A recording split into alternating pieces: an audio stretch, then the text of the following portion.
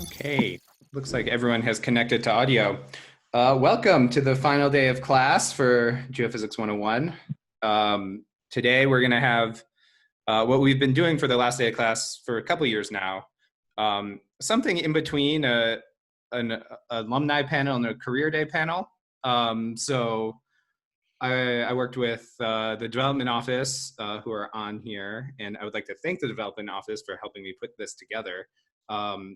And we pulled together a bunch of alumni that we think have a good perspective on what it's like to move forward from a geophysics degree at Mines. And so we have 5 alumni on today. And so I hope this will be a wide-ranging conversation. I sent around some questions that the students had asked, so those will be some of the questions, but students, feel free to unmute yourself and pop in or pop in on the chat like you've been doing for the other more formal lectures. Brandon Dugan, who's the associate department head these days, who might have been a professor while some of these alumni were here, but also might not have been. He's on, and he'll be sitting in and chiming in whenever he feels it's appropriate. But to get started, I wanted to go around the alums and first of all introduce yourselves. For the alums, I'm Matt Siegfried. I'm now the second newest professor in the department. I did my PhD down in San Diego at Scripps Institution of Oceanography, then a postdoc at Stanford, and ended up at Mines last January. And I can say, after living in California for nearly a decade, Colorado is winning that battle of best place to live.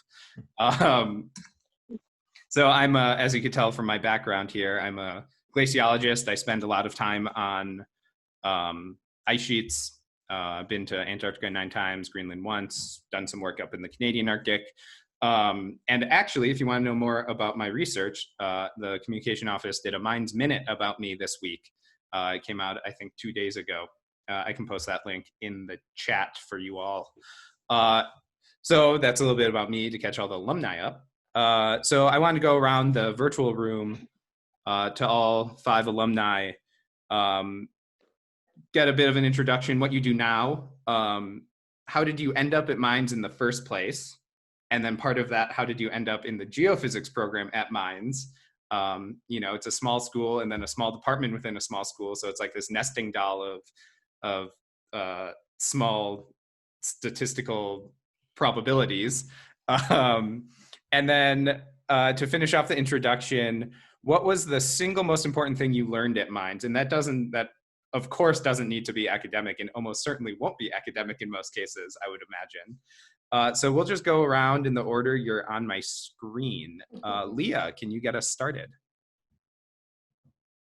Okay, I was trying to think on your questions there. As far as the most important thing I learned at Mines, but I'll come back to that. My name is Leah Martinez. Can you guys hear me all right? You guys hear me all right? Okay. So I'm using my phone for the audio, but my name is Leah Martinez. I work for Mount Cypress Instruments. We manufacture geophysical borehole logging equipment that's used in more shallow applications, so near surface geophysics, mining, groundwater, geotech, those kinds of applications, research. A little bit of petroleum, but very, very little, mostly near surface applications. I've had a really wide-ranging career. I'm trying to go back through all your questions. So you said, how did I choose geophysics to begin with? Choosing geophysics to begin with, I guess I kind of always, to be honest, knew that I wanted to do geophysics. I kind of came into Mines with a love for physics. I had already started off 2 years ahead in physics, and grew up in Colorado with a giant rock collection. So it was pretty easy to choose. And I actually started working in the rock abuse laboratory with Mike Batzel, if you guys remember him, when I was in my first month at Mines. So I went to him and I asked for a job as a little freshman that knew nothing. And so I got into geophysics right away, just was volunteering with Mike in his lab and went from there. But I've had career-wise, I've had a variety of different jobs in geophysics because I could never quite find what I wanted to do. So I worked in everything from earthquakes to volcanoes to oil and gas industry to archaeology. I went and got a master's in archaeology with geophysics applied in GPR, and did a lot of world travel as well.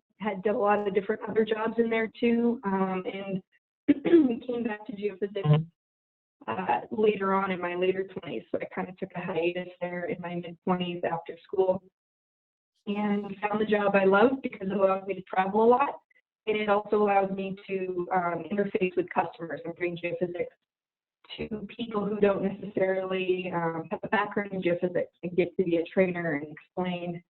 That's something that I really like to do.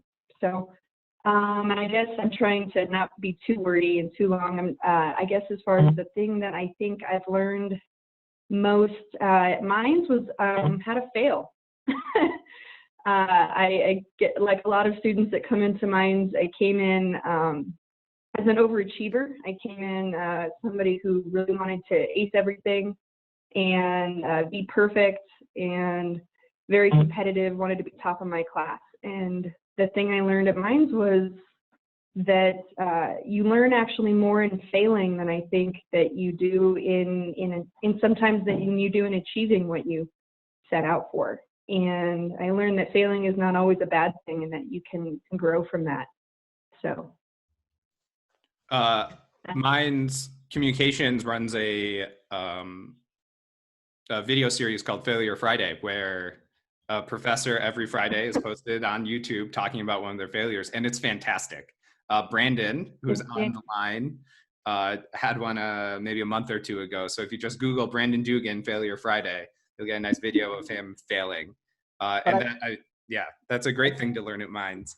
I will also say, I don't think it's limited to faculty, Matt. I think we could sign an alum up if they want to do a Failure Friday minute.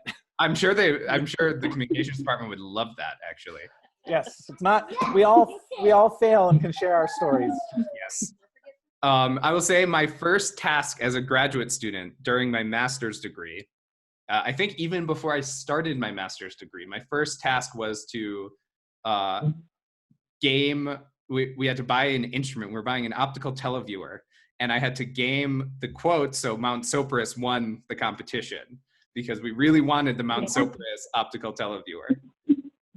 That was about 12 years ago now, I think. Wow. Moving on, Melanie is next on my list. Can you give us a little introduction? Certainly. Melanie Westford. I graduated in '87 in geophysical engineering. Why Mines? You know, actually, I was embarrassed to go to Mines because it was in my hometown. I'm actually from Golden. All my friends went to CU, CSU, or somewhere else, right? And I'm staying at home, so it's kind of embarrassing. But I went to Mines. I chose Mines because it was the best school for geological engineering, and that's what I started out in. And you know, Mines just had the reputation. It's such a great school, so I did decide to go to Mines, and I'm really glad I did. And I chose geophysics. I initially was in geological engineering, and I transferred into geophysical engineering because I wanted a little bit more numbers and I guess math, physics, you know, more concrete answers as opposed to a resurgent dome caldera and all this arm waving. No offense to geologists, but it also enabled me to get a minor in geology or geological engineering, and I thought I'd have more opportunity set available to me, because when I got out of school, it's kind of like right now for you guys in terms of oil price and kind of the contraction of the industry itself. I spent my career in oil and gas.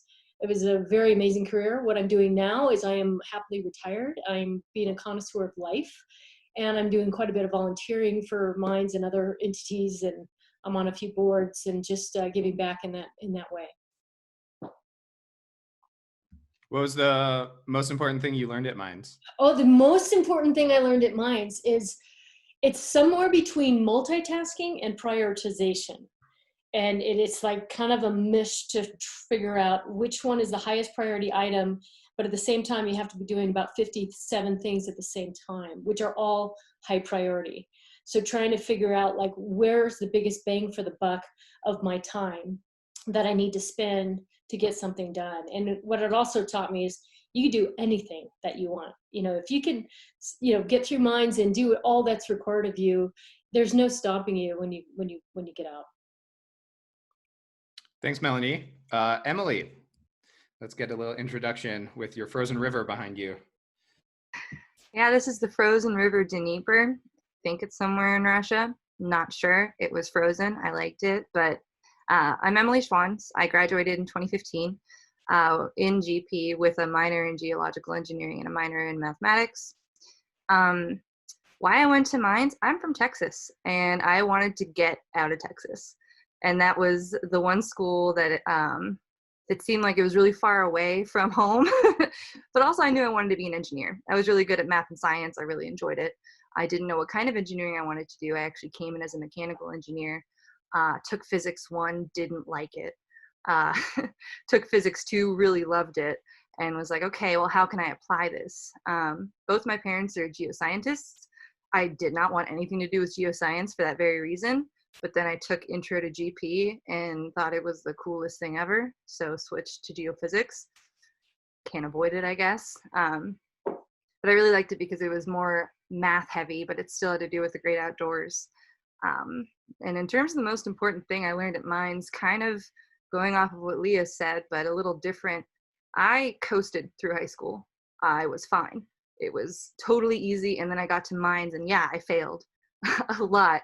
But I developed a work ethic. And so that was the biggest thing I think I took away from mines, was knowing that I had to work hard to get what I wanted, and that I was capable of doing so, but it definitely took a year or two of subpar performance in some of my classes for me to realize that I needed to work on that. And have you felt like a few subpar performances in classes has really wrecked your future? No. I mean, I had to explain some of the grades I got in some applications. People asked, like, hey, why'd you get a C in physics 1? And I said, well, because I didn't try hard enough. I didn't know how to try. And it hasn't wrecked my future at all, actually. I honestly dug myself out of the GPA hole by taking a lot of extra classes, by getting into classes that I really liked instead of the basics. That really helped. It wasn't hard to do well when you were excited about what you were doing. Yeah, I that's a concept I struggle to pass off, and I'm hoping a young alumni can get that point across a little bit better. That, you know, one bad grade's not going to kill you. No, it just makes you very angry, and then you challenge yourself, and you kind of channel that anger, and then you do better, and it's fine, and nobody cares that you got that C that one time. Yeah, and it's a good talking point. Like, now you can point to something and be like, yeah, that's when I learned how to try. Yep, exactly. Moving around the room, Andrew, tell us about yourself. Yeah, good morning. How did I get to mines? It was an interesting path. I actually, like Mel, grew up close to school in Arvada, not too far away, but went off to the Coast Guard Academy originally out of high school, and found out the military wasn't exactly for me. So I came back, and I was a football player, and mines gave me the opportunity to play football and on scholarships. So that was kind of a no-brainer. I was good at math and science, so the school was a good fit, and truly had a great time. I loved going to school at mines. It was an absolute challenge, and I think, you know, like I heard, I mean, high school wasn't as challenging, I don't think, but mines gave me everything I needed as far as challenge was concerned. But there was a lot of friendships, a lot of shared experiences of the challenge of being at mines that I remember. And one of the things that mines really taught me was to persevere and to push through, and, you know, not give up. There was enough challenging courses, enough challenging times at mines that you kind of, I mean, it's okay to fail and then move on from failure, but you have to push through, and have to look for the other side of what you're trying to accomplish. And that is something I think I found all the time at Mines, because I was always being challenged and always had to push through and always had to find a way to believe in myself. And that's one thing I really appreciate from school. The other thing, and it's interesting to me too, is that I talked to my daughter about it, is as challenging and difficult as Mines can be, it also, I think you have to enjoy your time and enjoy yourself. And then, like I said, there was a lot of friendships that I made that have carried on through life, that have been really important to me. But you have to enjoy where you're at. And I tell my daughter that as she's going through school and college, and don't to not get so focused on what you're trying to do, is whether it's a test or whether it's a course that's real challenging. But you have to enjoy yourself too. Life is there's a lot of fun out there. I think Mel's finding a lot of it right now, and but there's a lot of things in life that you can miss if you get too much in the minutia. But Mines was a great experience for me. What are you doing right now, Andrew? So I manage an environmental consulting office here in Denver, and I've been in environmental consulting for most all my career. I came out in '86, and oil had done a little number like it does now. It kind of goes up and down, and kind of remade myself. And I think that was one of those persevering things, is you look at what you're good at, what you're capable of doing, what you want to do, what you have some passion around, and pursue it. And so I ended up right around '86. I think RECRA came into play, and they're taking tanks out of the ground, and anything in the ground, you're a geologist or a geophysics, you're looking down rather than up necessarily. So it was a good fit for me, and it drove me into my master's, which was in geological engineering and hydrogeology. So once we started dealing with pulling tanks out of the ground, you start dealing with polluted and impacted groundwater, and so I wanted to know more about that, and spent several years back at Mines getting my master's in that area. So we put this panel together before this whole coronavirus thing happened, before the price of oil went negative. And I would like to point out, we have an 07, we have 86, 87. So right after a crash, we have an 07 right as it was crashing. And we have a 15 right after a crash. So there's a common theme here that, oil crashes and the geophysics alumni do really cool things. Like it opens a lot of doors for a geophysicist, which is unexpected. So moving on to our last alumni and our most recent alum, Ben, can you give a little introduction? How's it going? So yeah, I'm Ben Blas. I think that Emily was actually one of my students once upon a time when I was doing my master's at Mines. So I'm currently with the U.S. Geological Survey at the Fed Center. I work for the Geology, Geophysics, and Geochemistry Science Center. Pardon, we just changed our name, so still getting used to the new acronym. So I ended up getting my bachelor's degree from CU Boulder in geology. And during that time, I took a summer internship down in New Mexico, and that's how I got hooked up with the USGS. So once I graduated, I worked there for a couple years and realized I needed a master's if I was going to stay in the field. So I went back to Mines, and for me, it was purely just because Mines was already where I was living. I had a lot of connections through work, and it was just like a natural fit. So why geophysics? I think I was sort of lucky and I just fell into it. I remember in my undergrad, I was doing environmental sciences, and I came to the conclusion I was going to end up in policy, and I did not want to do that. And so I needed a hard science, and I was just looking at all the classes I was enjoying, remote sensing, geology, math, and it was just sort of a natural fit. And well, I'm glad I did it. I'm glad I switched. So there's geophysics, why I chose mines. The geophysics department, I already had a contact with Yago, and then Andrei Swidinsky started, right? I was his first student.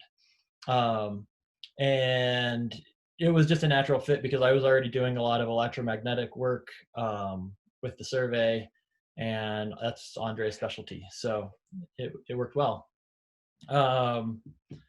Most important thing I learned at Mines, I think it's very similar to Melanie's take, was how to multitask or fail at multitasking, maybe a combination of Leah and Melanie. Yeah, just how to keep the eye on the prize and figure out what needs to be worked on first. Yeah. Cool, thank you all.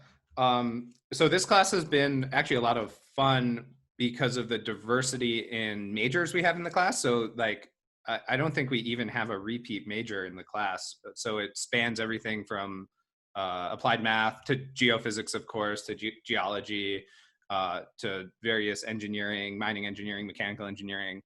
And so I'm thrilled to have a bunch of alums on here that have degrees in multiple fields. So some went from geology, then did graduate studies in geophysics, some went geophysics undergrad to other fields. Can you talk about, let's throw this to Andrew first. How was your experience trying to go in and get a degree in a different field after coming from a geophysics degree? Like, was that an easy experience? Was it pretty straightforward? You know, that's a bit of a switch. It was easy for me. I mean, I think if you need to be passionate about what you're doing, and I was very, especially at that time, very passionate about learning more about groundwater and groundwater flow and the mechanics of that, and so that drove me into that field. I was actually doing field work on a project up in Wyoming where coal mine subsidence had taken place, and so we are doing a bunch of field work trying to collect data to model pressure injection grouting into the mine voids to control the subsidence. And so I was working with some USGS gentlemen, retired USGS gentlemen, and they were like, "Oh, this is great data. This is interesting. You know, you ought to, you know, take this. You could write a thesis on this." And they connected me with the professor at Mines, and I had data, and so 5 years later I had a degree, but it wasn't the easiest decision to make. It was difficult to do it at the same time I was working, but you know, I think having that passion made it easy to do. If it's something that's forced, I think it becomes very difficult. But I was real passionate, and so it drove me to want to put in that time, and it was real rewarding to push through that. What about you, Leah? You went a little further flung from the geophysics world, ending up in archaeology. What was the process for that? Did you feel like you had to play a lot of catch up, and to be honest, do a lot of convincing to even get into a program?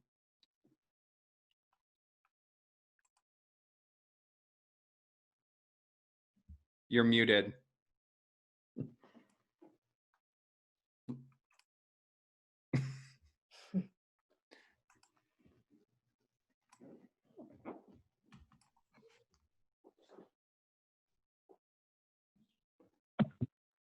Can you hear me now?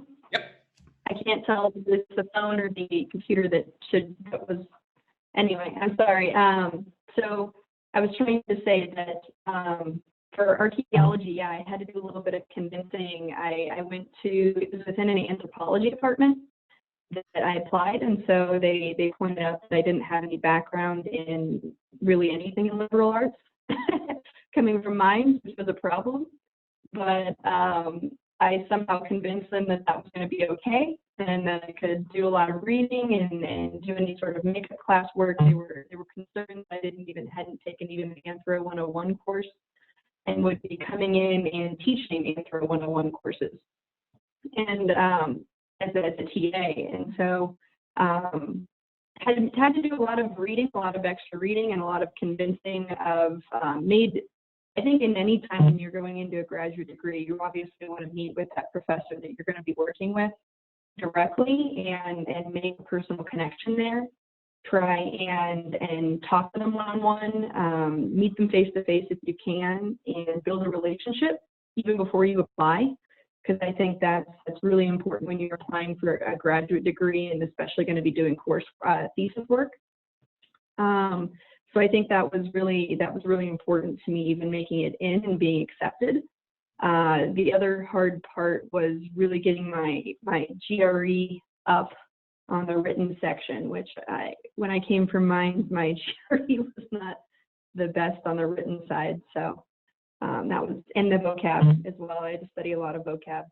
Those were not areas that I was strong in. And it was a really hard degree to do just because everybody in it had, they were just so used to reading these just incredible amounts of information and then writing these essays that were like 80 pages long. I was not used to that. Coming from mines in anthropology is almost like an English degree. There's just a lot of reading and a lot of writing. So yeah, but I really enjoyed it. I'm glad I did it. Yeah. I'll throw this to Emily. Mel, I have a question for you in a second. But Emily, you ended up going into a PhD program in something that wasn't really at Mines at the time, which is kind of similar. How did you even find glaciology? How do you discover these fields that you never got to experience at Mines? Yeah, that's a great question. I actually was pretty fortunate. My design project for EPICS included mass balance of glaciers. That was like the very bottom option, and nobody wanted it. I was like, oh, that's kind of cool. I'd look at that. So I did have like minor exposure to that. And then my senior thesis just happened. We thought it was an impact structure, but it turned out to be a relic pingo. And so that's kind of a glacial feature. So there were these weird little connections to glaciology that kind of just happened by happenstance. But mainly I was interested in studying climate change. So I honestly just Googled graduate programs climate change and Penn State's website popped up. I completely forgot to mention where I'm at now. I'm a PhD candidate at Penn State studying glaciology, numerical modeling in particular. And I think that my experience in the geophysics department at Mines, all the heavy physics that we went over, all the math classes that I took for my minor, along with the geologic context that I learned from the required geology classes and the extra ones I took, all kind of really combined nicely to help me understand glaciology a little faster. Even though it was a totally new field, I was able to take, I guess, the patterns of things that I learned at Mines and really apply that to learning why glaciers flow the way they do, what glacial landforms can really tell you. And now that I use a lot of numerical modeling, all the C++ courses that I had to take at Mines are actually helpful. I do use MATLAB for my job. So that's something that I think a lot of people got frustrated with when I was at Mines. They're like, oh, I'm never going to use this. You might, you might actually use it. So I think that Mines prepared me really well. And as far as the transition went, it was pretty smooth for me. I mean, it's just different physics. It's still physics, it's still math. So it worked really nicely through that lens. But I will say that there's a lot of jargon in glaciology. And that's something that I thought I was good at eliminating after Mines because, you know, you get the slaps on the wrist for being too esoteric. But it's something that there's a learning curve that I had to climb there. But all in all, I think Mines prepared me really well just to be a critical thinker, period. Thanks, Emily. Mel, so you have the ability of hindsight right now in your retirement phase, which I think most of us are jealous about. And you've gone from kind of the technical side to the management side. What were some of the challenges in that kind of career arc? And one of the students wanted to know which you found more fulfilling, whether in the technical kind of on the ground roles or the management moving the pieces around.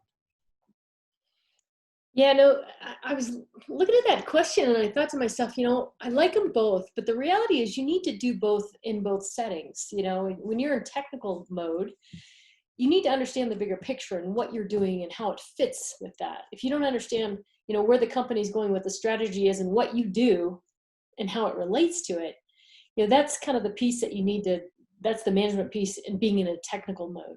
As a manager, you need to also continue to be have technical acumen so you can understand, what people are trying to do, how they're doing it, are they doing it?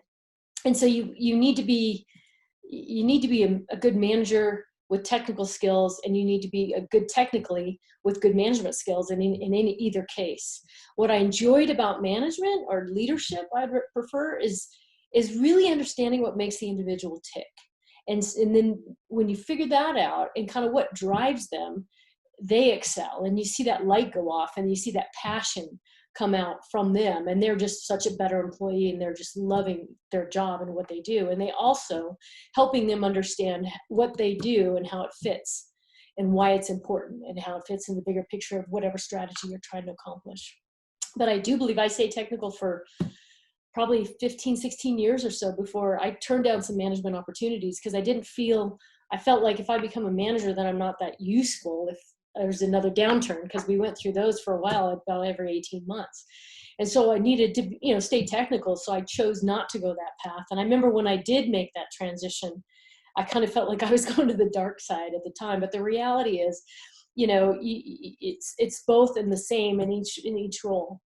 So, I mean, there's rewarding things about doing technical things, because you really can put your hands, roll up your sleeves and get into something specific that you're doing that applies. And there's been a lot of fun things I've done in that regard. But the management piece, I also love the people piece, and really, like I say, understanding what makes that individual tick. And not everybody needs to be treated the same because they're not the same. So the students here at Mines, as I'm sure you know, get trained aggressively on the technical side. Is there anything, or any pieces of advice, any skills that they could pick up here at Mines that would be helpful on the management side as well? The one thing I would say is be your authentic self. People have mental models of what managers or leaders are like, or what personality profiles define those. But if you're not, people's going to see you, they're going to see through you if you're not yourself. Just be authentic. Don't be afraid to say, I don't know. That's why I hire you, because you do know, and it's not like you need to know everything about everything. In one role, my first management job, I was leading about 20 some odd people. They're all PhD geologists, and I'm a geophysicist, and I don't have a PhD. And it's just like, how am I going to lead this team? I don't even know what a 25-year biostratigrapher does. And at the end, it didn't really matter. What I needed to know is, what they needed to do that fit into the bigger picture. And so it's just about being your authentic self and not trying to, hide behind something you don't know. Thank you. Ben, you're much more kind of hands-on geophysics day to day. Can you talk about what that's like? Like, you wake up in the morning, you go to work. What are you doing? Well, besides administrivia, which I feel like takes over everybody's life, I spend a lot of time. Well, we're ramping into field season right now, or we're supposed to be ramping into field season, and so I spend a lot of my summers out in the middle of nowhere collecting data, and that was fine when I was a younger man. But as I've gotten a little older and gotten relationships and dogs and a life, it's a little bit more challenging. But my day-to-day is mostly just getting onto a computer and figuring out, how do I take these data that I have and make something useful out of them. So I do a lot of airborne electromagnetic work. So we have giant databases. How do we invert these and make a product that people can interpret and understand? And so there's a lot of toiling over color scales and what's the best way to portray this, and how do we interpret this, and what other data sets are there that we can draw correlations between. So Emily's nodding her head aggressively at the color scales. I mean, because it matters, right? Like, how do you find something that your eye doesn't naturally get drawn to? Or, you know, yeah, there's a lot to it. It's Who colorblind friendly. Yeah. Yeah.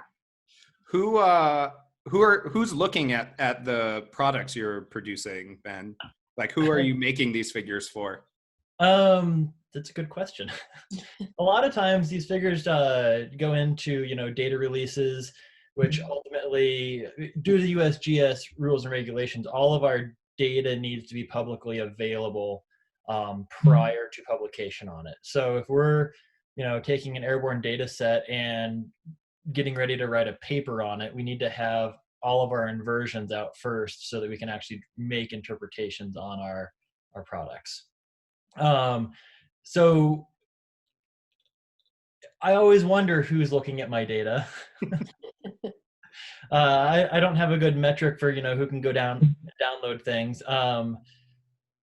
For instance, right now I'm working on a big airborne survey in Yellowstone National Park, and you know that's a super high profile data set that I'm sure that as soon as we get that out, there's going to be a lot of people looking at it, trying to figure out the plumbing of the park.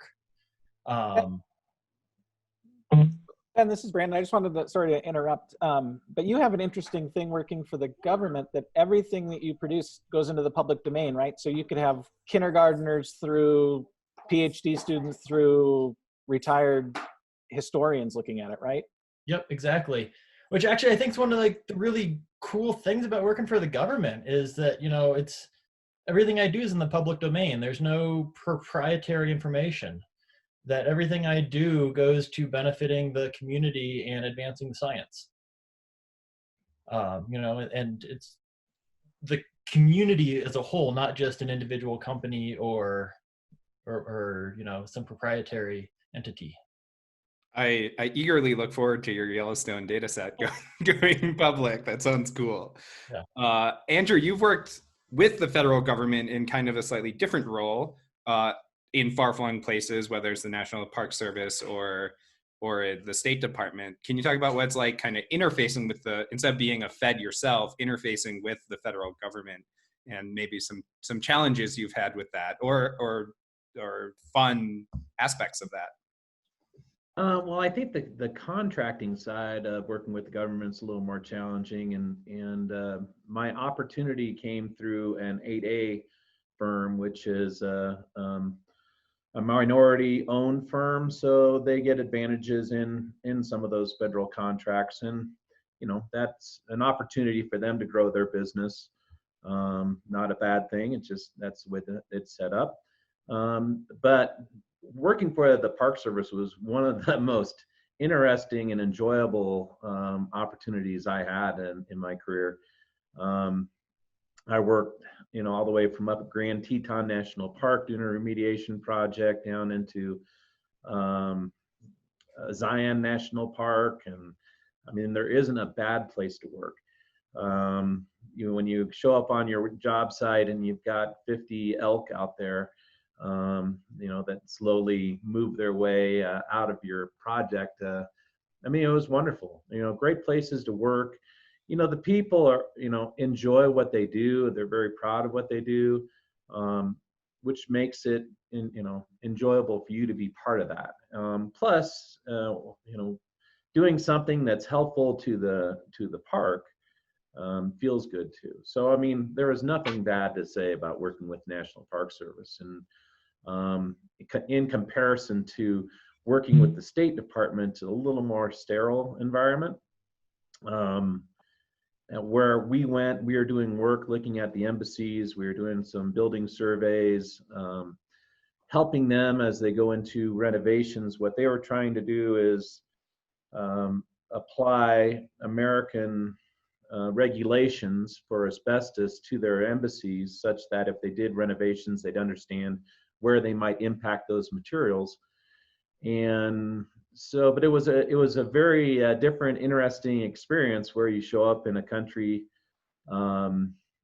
very tense environments. I was in Togo and Niger and areas that were part of unrest. You get picked up in a bulletproof SUV, taken over to the embassies. You had to have top secret clearance.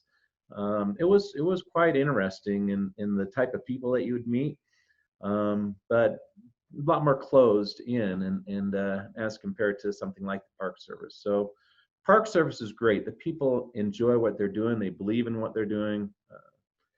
Those opportunities are hard to come by. So we're starting to venture to the society side of Geophysics and Society, which is the name of this class. Leah and Mel, you've both contributed to the community in a very different way, not working for the federal government, but working through societies and trying to build the geophysical community. Can you talk about how you ended up kind of in leadership roles on the society side of things? Let's start with Leah. Okay. Well, I've gotten involved. I'm currently on the boards of both EGIS, the Environmental and Engineering Geophysical Society for Near Surface Geophysics. I've been on the board there for about 5 years now, so I'll be coming off the board here in the next year. And then also on the board for the SEG, Society of Exploration Geophysics, their Near Surface Technical section. So on the board for both of those and working with those societies, both to grow their membership, reach out to students, and overall build those societies. And I've really enjoyed it. I think I was invited to be on both of those boards by just people within the geophysics community. I think that's probably one of the strongest things that Minds gives you, is a really strong network. I wasn't really aware of how big the network was until after I graduated. And to be honest, I think that's one of the most important things that you have from graduating from Minds, is just the network it gives you is quite large and impressive. But in working with these societies, I've found that you can expand that network even more and also do good and reach people especially people in developing countries or who come from other universities who may not have as strong of a geophysics background. Maybe they studied mathematics, maybe they studied geology, and they're coming into geophysics from these wide backgrounds. And so that's been exciting to be involved in that. So I really recommend, especially as a young student, getting involved as early as you can, especially even at the student stage. You have so much to contribute, and building your network is, whether you decide to stay in this field or not, or decide to stay in the field that you're in or not, building this network will help you for a lifetime. Thanks, Leah. The Minds network was something that really shocked me somewhat when I got a job at Minds. Like immediately, as soon as people found out I was at Minds, it's like everyone's coming out of the woodwork. Like, oh, Emily was one of these people actually. Oh, I was at Minds. Just like all the time, you're running into people from Minds, and they love other Minds people. Minds people who are at companies and hiring positions love hiring Minds alum because they know how well they were trained. So building these networks is really, really important. Mel, do you have anything to add about kind of the society aspect, taking how you ended up in leadership roles in kind of national societies? Well, what I will say, Leah and Matt, I mean, it's perfect, exactly what you said. I mean, just the connections you make and why to do it, and getting involved early. And I, one of the things I did, I was on the board, different boards, but like I was the president of the Alaska Geophysical Society. I was up there for 10 years, and it was such a great community of a lot of people, not just from our company. So you got to see everybody up there, right? And then same thing, and when I chose to leave BP in 2008 and moved back to Colorado, and I joined, I ran for the Denver Geophysical Society, and I was president of that entity, and I was on the board for about 4 years. It was a 4-year commitment, and I thought, well, if I'm coming back to Denver and my gig I had with Forest Oil didn't work out, I would make all these connections in the Denver market to, just to understand who's who and what's going on. And it's been a tremendous fulfilling opportunity set for me. I, along with Andrew, we both serve on the Minds Alumni Board.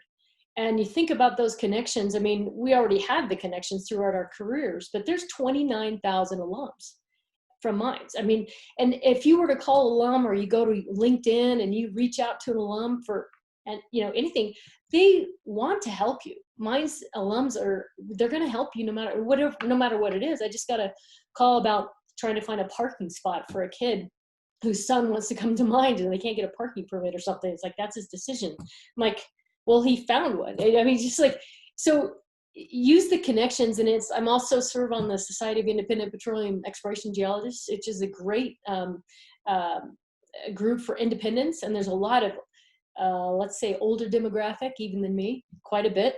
And they have such a wealth of experience. And so it's just a great opportunity to tap into experience, to tap into not only mines, but beyond mines, in terms of your discipline. So I agree with Leah, get involved early, get involved, be involved, stay involved on the national level, as well as the local level of some of these societies. Mm-hmm. So we're sadly quickly running out of time. One thing that was kind of a theme for most of you was that, the traveling aspect, the ability to go discover new places was a big draw for you in this field. I would love to quickly go around the room and hear about the place you love traveling to the most in your career so far. Let's start with Leah. There's been a lot. So that's actually the reason I was drawn to this job. Is their first line on the job application said that it would require a lot of international travel, and I kind of didn't really read the rest of it. I was like, that's good for me. I've been to over 50 countries around the world now for work and travel. Quite a few. Actually met my husband in one of them in Peru. I speak fluent Spanish. That's been a really big help in my work. So a lot of travel in Latin America specifically, but also Asia and Africa as well. I love travel. It's probably one of the main things that motivates me, and I don't think that's going to stop anytime soon. But I think geophysics, you can, whether you decide to go as students, whether you decide to go very technical, or whether you decide to go more, people interfacing and working with people around the world, you have a really wide range of opportunity to travel, and you just have to look for it. It's out there. There are office jobs as well in geophysics where you don't get to travel as much, but there you have options to do all of those things. So it's exciting. Mel, what's the best place geophysics took you? I have to say, I really enjoyed my time in Alaska. I just love living there. I was there at the perfect age. I liked London and Scotland as well, but Alaska's kind of where my heart, and other than Colorado, it's like, it was a beautiful experience. Where were you in Alaska? Right there. Well, I was in Anchorage, but we did a lot of field work, so I spent a lot of time on the North Slope and offshore in the Beaufort Sea. Emily? I lived in Anchorage. Okay. So far, I travel a lot for conferences, so I really like visiting random cities. It's great. But I think my favorite place has been Iceland. We actually had a meetup there for this international collaboration I'm part of, just to get everybody kind of to get to know each other. And we got to walk on a glacier, and it was gorgeous. And we just got to spend a week talking science and hiking. So that was amazing. Andrew? Well, I was fortunate in my work, and it wasn't necessarily geophysics as I moved away from that, but I've been to every state, all 50 states, and that's pretty cool. And but having been probably not as well traveled as certainly as Mel, I know, and Leah, but I loved Hawaii. Hawaii is probably one of the most fabulous places I've been, some of the most amazing sunsets I've seen, and I never had a bad day. The weather's perfect. Always felt so relaxed, and so I loved having the opportunity to be in Hawaii, any of the islands. So. Ben? So, yeah, everywhere is really unique and special. And by me stating a favorite, I don't necessarily want to downplay the uniqueness and specialness of places, but Alaska's been incredible. Hawaii's been really awesome. I've really enjoyed the time in the Cascades. I went to Saudi Arabia for some field work, and that was wild. Just, you know, desert for days. Yeah, world's really, really special place. So get out and see it. Yep. Well, we've run out of time. Thank you to all the alums who came. Thank you to the development office for helping out.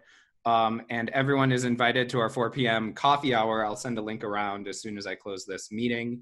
We'd love to have you join. Usually it's like a dozen people or so, just chatting about what's going on, trying to maintain some social skills while we're all quarantined. But thanks so much. And students, I'll send you all an email, but thanks for a great class. I've had a lot of fun with you all this semester.